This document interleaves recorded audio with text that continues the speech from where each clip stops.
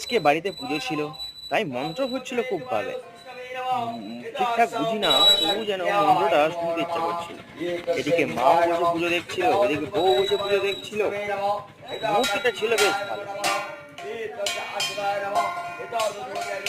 এখানে আজকে ভালোই লাগছিল।